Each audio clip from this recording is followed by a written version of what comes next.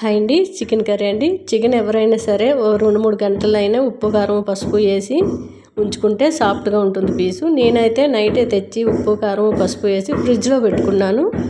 ఇప్పుడు వండుతున్నానండి. Morning stove పైన cooker పెట్టుకొని కొద్దిగా ఆయిల్ వేసుకొని లవంగా ఒక యాలక్కాయ వేసుకొని ఉల్లిపాయ ముక్కలు సన్నగా తరిగినవి పచ్చిమిర్చి వేసుకొని బాగా ఏగిన తర్వాత అల్లం వెల్లుల్లిపాయ పేస్ట్ వేసుకొని ఆ పేస్ట్ కూడా చక్కగా ఏగిపోవాలి, పచ్చివాసన అంతా పోవాలి. చాలా టేస్ట్గా ఉంటుందండి. మనం స్టవ్ మీడియంలో పెట్టి ఇలా వేపుకొని నైటు పెట్టుకుని చికెన్ అంతా కూడా వేసేసుకొని ఒక నైట్ అంతా మనం ఉప్పు కారం పెట్టినట్లయితే పీస్ చాలా సాఫ్ట్గా తిన్నే మనకు త్వరగా జీర్ణం అయిపోవడం కానీ ఎటువంటి హాని లేకుండా చక్కగా ముక్క చాలా బాగుంటుంది. అప్పటికప్పుడే తెచ్చి వండుకున్నట్లయితే కొంచెం నీసు వాసన కూడా ఎక్కువగా వస్తుంది. ఇలా వండి చూడండి, నీసు వాసన రాదు. బాగా పీస్ అనేది ఏగుతూ ఉండాలి. కుక్కర్ మూతకి విజిల్ పెట్టకుండా మూత తీసుకుంటూ మధ్య మధ్యలో కలుపుతూ మనకి ఆయిల్ అంతా కూడా పైకి వచ్చే వరకు వేపుకోవాలి. దాంట్లో ఉన్న వాటర్ అంతా పోవాలి. మనకి స్టవ్ మీద అలా చేస్తూ అసలు చుక్క వాటర్ లేకుండా నేను ఈరోజు వండానండి. చాలా టేస్ట్గా ఉంది. వాటర్ వేయవలసిన అవసరం లేదు. మన చికెన్లో వాటర్, కొద్దిగా పెరుగు, కొద్దిగా టమాటా పొడి వేసుకుంటున్నాను. మనం టమాటాలు ఎండబెట్టి పొడి చేసుకున్న పొడి అండి. చాలా బాగుంది టేస్టు.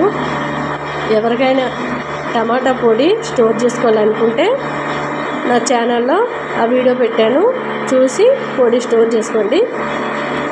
గరం మసాలా వేసుకున్నాను. కొబ్బరి, ధనియాలు, లవంగా, దాల్చిన చెక్క, యాలక్కాయ పొడి చేసుకున్నది వేసుకున్నాను. చాలా టేస్ట్గా ఉంటుంది. మనకు వాటర్ ఇంకా అవసరం లేదు.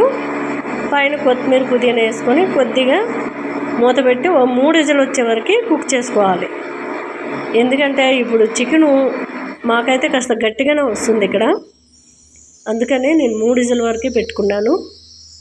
టేస్ట్ అయితే చాలా చాలా బాగుంది. మీడియంలో స్టవ్ పెట్టుకొని 3 విజిల్ వచ్చే వరకు ఉడికించుకుంటే మనకి చక్కటి గ్రేవీతో చికెన్ కర్రీ రెడీ అయిపోయింది.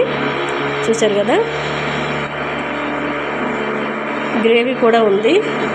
మనం చుక్క వాటర్ పోయకపోయినా చక్కటి పీస్ అయితే ఇట్లా పట్టుకుంటే ఇడిపోతుందండి. అంత సాఫ్ట్గా ఉడికింది, అంత టేస్ట్ అంత రెట్టింపు ఉంది.